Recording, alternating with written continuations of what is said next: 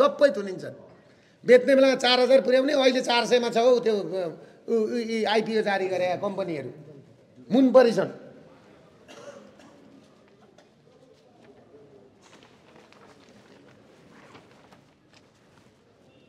अब सेना प्रहरी जवान र निजामती कर्मचारीको तलब हाललाई एक घर एक सुकुम्बासी एक नर्स डाक्टर पढाइदिउँ न, नर्स पढाइदिउँ न, एक घर एक नर्स।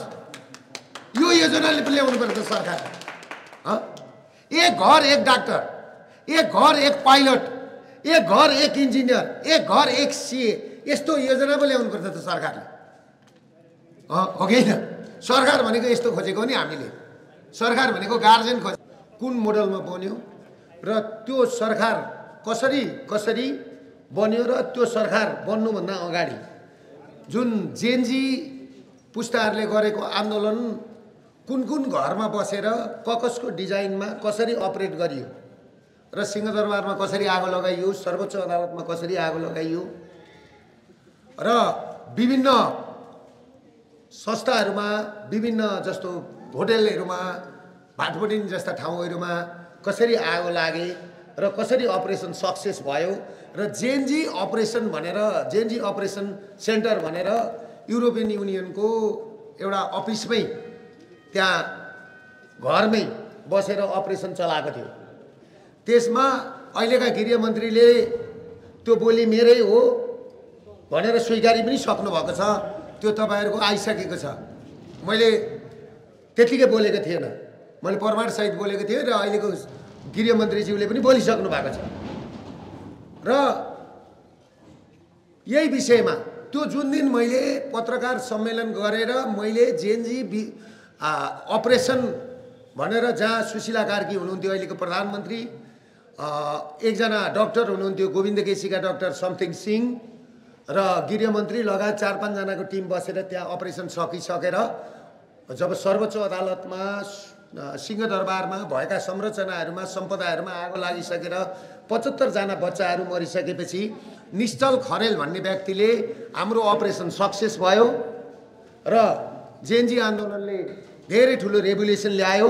यसमा थ्याङ्क यू बालेन, तपाईले भित्र बसेर जुन लिड गरिदिनु भयो बालेनज्यूलाई धन्यवाद छ भनेर भनेको छ कि छैन? भनेको छ हैन? त्यही कुरा मैले सार्वजनिक गरिसकेपछि मलाई दिनको 1 बजे मैले सार्वजनिक गरेँ, मलाई राति 12 बजे आएर पुलिसले उठायो। यहाँबाट पुलिसले उठाइसकेपछि कुरा के भयो भन्दाखेरि मैले तपाईहरुलाई प्रश्न पार्नुपर्छ। मङ्सिर 7 गतेको हाम्रो आन्दोलन थियो, 1 गते राति नै मलाई लगिसकेपछि मलाई 7 गतेको दिन मैले बन्दी प्रत्यक्षीकरण रिट हालेको थिएँ। बन्दी प्रत्यक्षीकरण रिट हाल्दाखेरि मलाई 7 गते अदालतबाट मैले रिहाई पाउँदै थिएँ। त्यो पनि मलाई थाहा थियो किनभने मलाई बिना कारण थुनिएको थियो सिडिओको आदेशमा।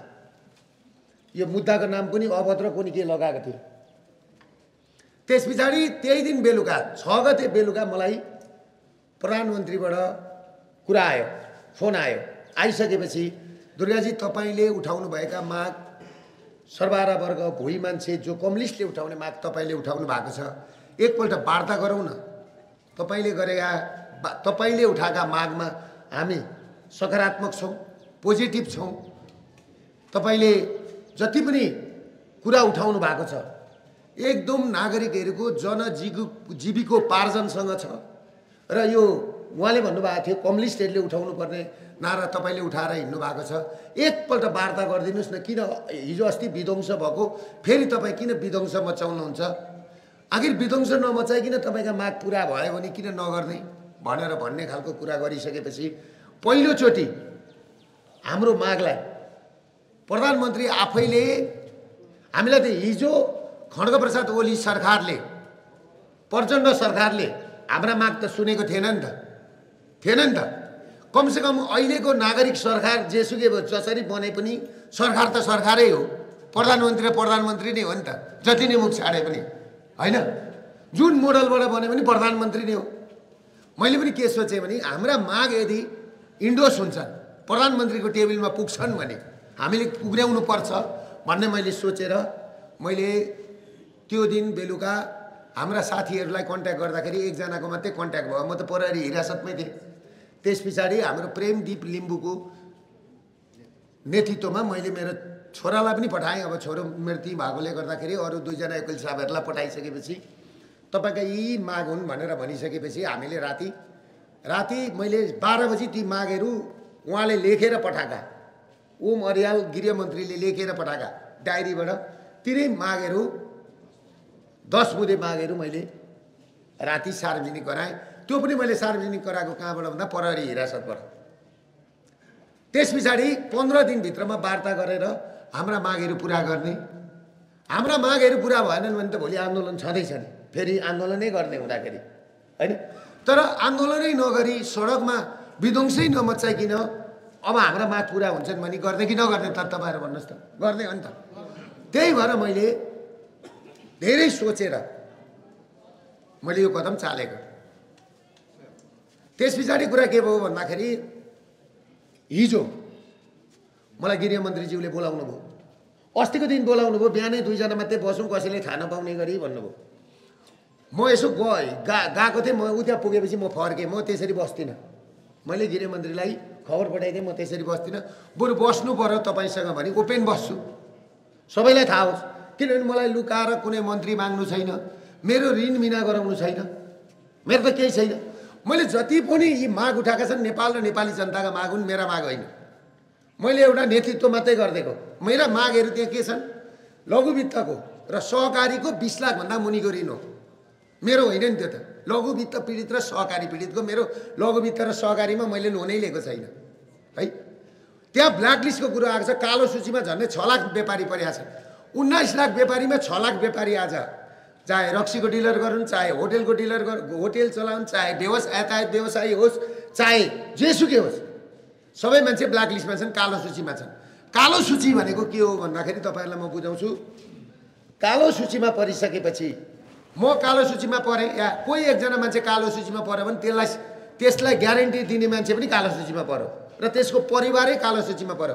कालो सूचीमा परिसकेपछि के भयो भन्दाखेरि उसको ब्याङ्क खाता चलेन, उसको पासपोर्ट चलेन, उसको नागरिकता चलेन, उसको केही चलेन। यति हो। कालो सूची भइसकेपछि यो बुढाबुढीले पाउने वृद्ध भत्ता छ नि, त्यो पनि अहिले त ब्याङ्कमा जान्छ। त्यो पनि त्यही लघुवित्त र सहकारी ब्याङ्कले लान्छ। यी बुढाबुढीले पाउँदैनन्। एमाले भन्छ नि बुढेसकालको सहारा बनेर तपाईँहरूलाई 4000 भत्ता भन्छ नि, त्यो पनि ब्याङ्कमै जाने हो, त्यो पनि पाउँदैन। अनि मैले त्यो कुरो उठाइसकेपछि कालो सूचीको कुरा भयो, ब्याङ्कको ब्याजको कुरा भयो। मैले भनेको कुरा त है, हिजो 16% ब्याज थियो, आज 6%मा आयो नि, आयो नि त, हो कि होइन? हाम्रै कारणले हो नि त। भनेपछि यो ब्ल्याकलिस्ट कालो सूची नहटाइकन व्यापार पनि चल्दैन, ब्याङ्क पनि धराशायी हुन्छ, व्यापार पनि धराशायी हुन्छ। व्यापारीहरूले देश छोड्नुपर्छ भनेर भनेको त्यो विषयमा सोचौँ भन्नुभयो। र त्यो कालो सूची हाम्रो मेन मुद्दा हो। र लघुवित्त र सहकारीको 20 लाखभन्दा मुनिको ऋण मिना गर्नुपर्छ र नेपाली नागरिकहरूलाई, गरिब सर्वहारा वर्ग भोइ मान्छे छ त्यसलाई बचाउनुपर्छ भन्ने हाम्रो मूल नारा हो। र मान्छेलाई झुन्डिएर मर्न दिनु हुँदैन भन्ने। र यी सबै कुराहरू छन्। फेरि एकपल्ट रिस्ट्रक्चर गर्नुपर्छ। किनभने यो के भएको भन्दाखेरि यहाँको राजनीतिक, यही देशमा कोभिड आयो, कोभिड त संसारमा आयो र पनि बढी यही देशमा आयो, भूकम्प यही देशमा आयो, हो कि होइन? नेताहरू भ्रष्टाचारमा फसे, नेताहरूको गलत कामको कारणले गर्दाखेरि आज नेपाली जनताले दुःख पाएर सबै ब्ल्याकलिस्टमा पर्नु पर्यो। सबै कारणले गर्दाखेरि आज नेपालीहरूले देश छोड्नु परेको छ भनेर पहिला त नेपाली जनताहरूलाई यही देशमा रोक्नको लागि के गर्नुपर्छ भन्ने हिसाबले हामीले यी मागहरू उठाएर जाँदाखेरि मलाई हिजो गृहमन्त्रीले बोलाइसकेपछि म गएँ। मेरा माग धेर छैनन्, 10 वटा छन् अहिले गर्न सक्ने, गरिदिनुहोस्। एउटा ब्ल्याकलिस्टबाट, कालो सूचीबाट हटाउने प्रक्रिया सुरु गरौँ। एउटा 20 लाखभन्दा मुनिको ऋण सबै तपाईँहरूले गर्न सक्नु हुँदैन भने कति हो त्यो गर्ने सुरुवात गरिदिनुहोस्। ब्याङ्कको ब्याजको कुरा त 6% भनेको त 6%मा आइसक्यो, त्यसलाई पनि अझ कन्ट्रोल गरेर 5%मा दिउँ। अब जति 35 दिने सूचना काटिए, अब 35 दिने सूचना नकाटोस् ब्याङ्कहरूले अहिले। अब ब्ल्याकलिस्टमा राख्ने काम नगरोस्, हो कि होइन? मान्छेका घर जग्गा लिलाम गर्ने र घर भनेको मान्छेको सपना हो। ती घरहरू लिलाम गरेर अर्कालाई बेच्ने काम नगरोस्, अहिले नगरोस् भनेर हामीले यिनै कुराहरू खास गरेर आर्थिक मुद्दा, आर्थिकसँग भएका मुद्दाहरू, जो गरिबहरूका मुद्दा छन्, जो सर्वहारा वर्ग भुइँ मान्छेका मुद्दा छन्। त्यसमा अर्को मुद्दा हामीले के थप्यौँ भने सुकुम्बासी। आज 70 लाख मान्छे सुकुम्बासी भएछन्। जुन देशको जनसङ्ख्या 2 करोड 90 लाख छ, त्यसमा 70 लाख जनसङ्ख्या चाहिँ सुकुम्बासी भयो भनेपछि तपाईँहरू अचम्म होइन? अनि दिनको 5000 मान्छेले देश छोड्ने, 70 लाख मान्छे सुकुम्बासी हुने, सीमित सामन्तको हातमा ब्याङ्क पनि, इन्सुरेन्स पनि, रिइन्सुरेन्स पनि, लघुवित्त पनि, सहकारी पनि, व्यापार व्यवसाय जम्मै तिनीहरूकै, गाडीको सोरुम सबै। अब हाम्रा नेपाली त के भन्छन्, सटर खोलेर तिनै तस्करहरूको सामान बेच्ने व्यापारी भनौँ न, कर्मचारी जस्तो भएछन्। कुन नेपाली एउटा व्यापारीले चैनसँगले भात खायो आज र चैनसँगले सुत्यो आज? रातभरि सुत्न पाउँदैन। त्यो सोच्दा सोच्दै सोच्दा सोच्दै डिप्रेसनमा गइसके नेपालीहरू। हामीले उठाएको मुद्दा यही। हामीले उठाएको मुद्दा डे टु डे व्यापारीहरूको, सर्वहारा वर्गको, भूमिविहीन सुकुम्बासीको। काठमाडौँमा आएर बाबा फुटपाथमा मकै पोलेर बेचेर पेट पाल्छु भन्दाखेरि लात हानेर खेदियो काठमाडौँबाट गरिबहरूलाई। गरिबहरूलाई खेदियो। सागको मुठो बेचेर खान्छु भन्दा पाएन यार काठमाडौँमा मान्छेले। पायो पाएन नि भनेपछि हामीले यिनै कुरा उठाएका थियौँ। र हाम्रो के हो कुरा भन्दाखेरि अब अलिक दिनमा हस्पिटलहरू बन्द हुँदैछ, नर्स पाउन छोडियो। मेरो भनाइ के छ भने त्यो सुकुम्बासी भूमिविहीन छ नि, उनीहरूलाई चारना जग्गा दिउँ यी काठमाडौँभित्र। एक घर एक सुकुम्बासी, एक नर्स डक्टर पढाइदिउँ न, नर्स पढाइदिउँ न। एक घर एक नर्स, यो योजनाले ल्याउनु पर्छ सरकार। एक घर एक डाक्टर, एक घर एक पाइलट, एक घर एक इन्जिनियर, एक घर एक सिए, यस्तो योजना पो ल्याउनु पर्छ त सरकारले। हो कि होइन? सरकार भनेको यस्तो खोजेको हो नि हामीले। सरकार भनेको गार्जेन खोजेको हो नि त। भनेपछि मैले हिजो गृहमन्त्रीज्यूसँग कुरा गर्दा यिनै कुरा गरेँ। अब के गर्नुहुन्छ तपाईँ? सीमित 100 जनाका हातमा 3 करोड नेपालीको श्री सम्पत्ति गइसक्यो, घर जग्गा जीवन गइसक्यो, धनी पूर्जा सबै ब्याङ्कको नाममा गइसक्यो। ब्याङ्क भनेको सीमित तस्करहरूको। अनि यहाँ साथीहरू परदेशको कुरा गर्छन्, संहिताका कुरा गर्छन्, पहिचानको कुरा गर्छन्, जग्गा जति सबै ब्याङ्क थ्रो मारवाडीका हातमा गइसक्यो। अनि पहिचानको कुरा गर्छन्। कुन पहिचान खोजेको? धनी पूर्जा जग्गा जति मारवाडीलाई बुझाएर कुन पहिचान खोजेको भनेको क्या? तस्करहरूलाई बुझाएर, व्यापार व्यवसाय उनीहरूलाई बुझाएर, भएका घर उनीहरूलाई बुझाएर, गाडी उनीहरूलाई बुझाएर, रेमिटेन्स पठाउने विदेश गर हाम्रा दाजुभाइ 50 डिग्रीको तातोमा मोज गर्ने यहाँ 100 जना नेपाली मारवाडी ब्याङ्करहरू। यही आँखा खोलिदिएको होइन मैले? त्यसले गर्दाखेरि मैले हिजो गृहमन्त्रीज्यूलाई के गर्ने भनेदेखि ब्याङ्क र व्यवसाय छुट्याउनु पर्यो। पहिला ब्याङ्क गर्ने मान्छेले व्यवसाय गर्नु हुँदैन, व्यवसाय गर्ने मान्छेले ब्याङ्क गर्नु हुँदैन। फर्स्ट त्यो छुट्टिनु पर्छ। यी यावत कुरा छन् भनेर भनिसकेपछि उहाँले एकदमै हामी पोजिटिभ छौँ तपाईँका मागमा। त्यसले गर्दाखेरि यो भनेको एउटा वार्म अप जस्तो हुन्छ नि, वार्ता गर्नु प्रधानमन्त्रीसँग गइसकेपछि त ड्राफ्ट हुनु पर्यो भनेपछि मैले मेरा कुरा स्पष्ट राखिदिएको छ। स्पष्ट कवाडी छ काठमाडौँमा, त्यही त मैले कवाडीको कुरा गरेँ। कवाडी बाबा बिग्रिया सामान, कवाडी सामान बेचेर खान्छु भन्न नपाउने काठमाडौँमा। अनि लात हानेर खेद्नुपर्ने। नगर प्रहरीको ज्यादती तपाईँहरूले बुझ्नु भएको छ कस्तो थियो एकपल्ट? नगर प्रहरी, काठमाडौँको नगर प्रहरी र काठमाडौँको मेयर आयो भन्दाखेरि नि उहिले शोले फिल्मको याद आयो क्या मलाई। 50 कोस परबाट गब्बर आउँदैछ भनेपछि बच्चा सुत्थ्यो अरे क्या यहाँ। बेटे सुझाओ नहीं तो गब्बर आ जाएगा भन्थ्यो अरे क्या। काठमाडौँको मेयर र काठमाडौँको त्यो नगर प्रहरी त नि शोले फिल्मको गब्बर जस्तो भएका थिए यहाँ। त्यसको अन्त्य गर्नु थियो, हामीले अन्त्य गरिदियौँ। आज चैनसँगले सुकुम्बासी र कवाडीहरूले व्यापार गर्न पाएका छन्। सुकुम्बासीहरू खोलाकै डिलमा भए पनि आनन्दले सुतेका छन्, सुत्न पाएका छन्। नागरिक हुन्, सुकुम्बासी भनेको पनि हाम्रा दाजुभाइ दिदीबहिनी हुन्। सरकारले के गर्ने भन्दाखेरि संविधानमा चाहिँ घाँसबास कपास भनेर लेख्ने। अनि बिचरा सबै लघुवित्त सहकारी र ब्याङ्कका कारणले सुकुम्बासी हुन्छन्। यहाँ आउनु भएको छ हाम्रो साथीहरू त्यहाँ रक्सीको डिलर गर्ने होइन तपाईँहरू। अब उहाँहरूको पनि घर जग्गा जमिन 20 करोड छ होइन तपाईँलाई, त्यही हुनुहुन्छ। यता आउनु न हौ तपाईँहरू, किन लजाउनुहुन्छ? देखिनु पर्यो, आउनु न यहाँ हेर्नुहोस् न। उहाँहरू यति राम्रो व्यापारी हो काठमाडौँमा, आउनु न, के को लजाउने कुरै छैन, यता आउनु। यहाँ हेर्नुहोस्, उहाँ यति राम्रो व्यापारी हो, यहाँ हेर्नुहोस्। तपाईँको लोन कति हो भन्नुहोस् त? मेरो 6 करोड। तपाईँको कति हो? 10 करोड। तपाईँ? 20 करोड। उहाँको 20 करोड।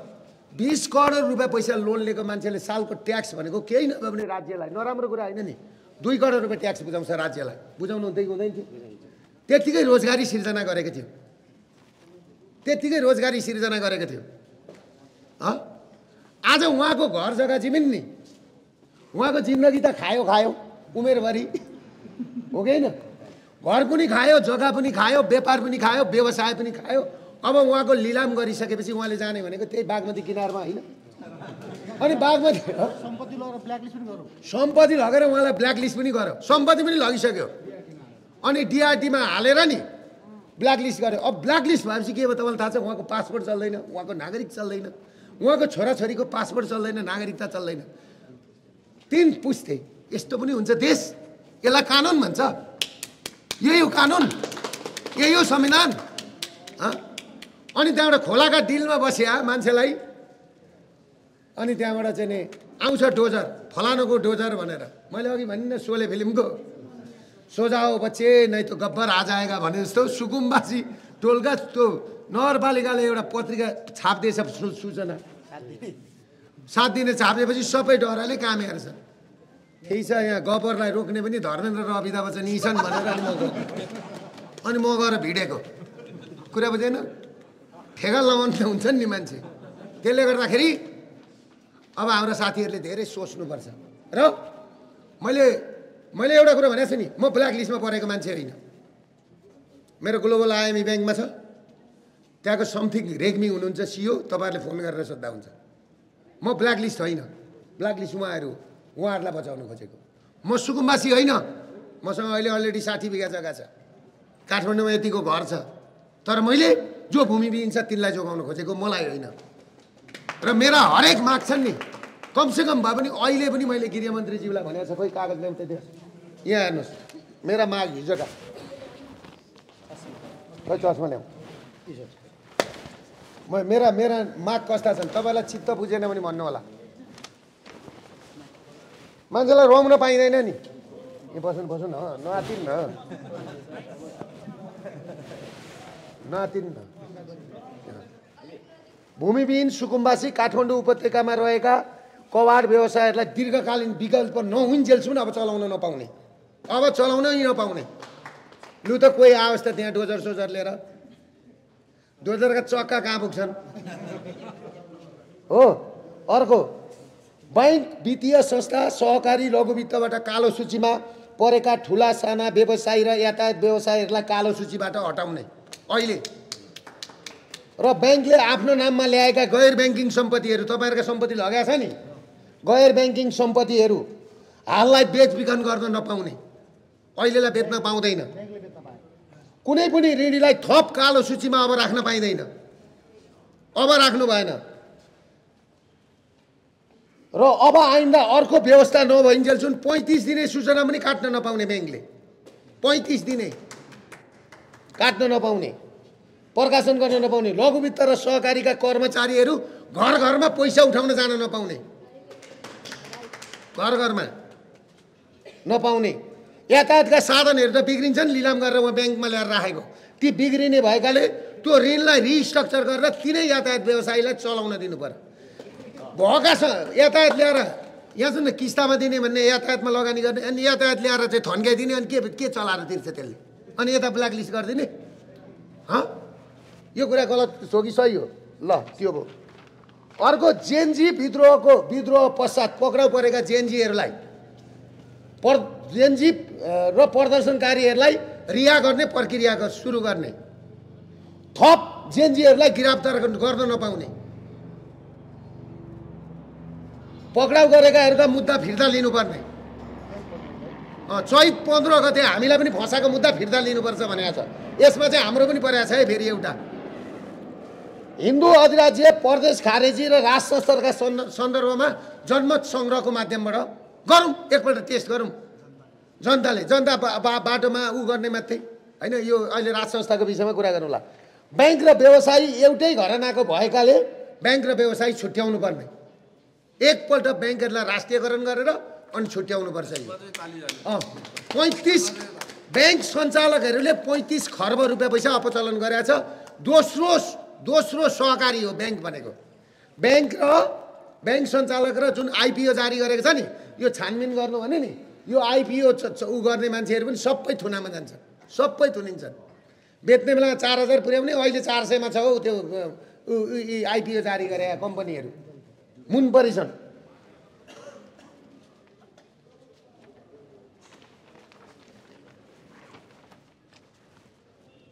अब सेना प्रहरी जवान र निजामती कर्मचारीको तलब हाललाई कम पनि भए पनि 20,000 भए पनि बढाउने। 1 लाख भनेको थिएँ, 1 लाख भोलि पर्सि अर्को सरकार आएर गर्छ, कमसेकम 20,000 भए पनि बढाइदेऊ। अनि 30 र 20ले 50,000 पुग्छ।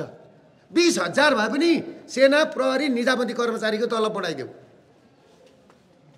भ्रष्टाचारीहरू जो भ्रष्टाचारी छ, जेनजीको जुन थियो नि, जेनजीहरूले उठाएको मुद्दा, भ्रष्टाचारीहरूलाई कारबाही गर। खोइ त कारबाही। र 23 गते र 24 गते घटनाका अपराधीहरूलाई छानबिन गरेर तुरुन्त पक्रेर थुन्नु पर्यो नि त। नर्स र डाक्टर अब अलिक दिनमा हस्पिटल बन्द हुन्छ, नर्स र डाक्टरको कोटा बढाऊ।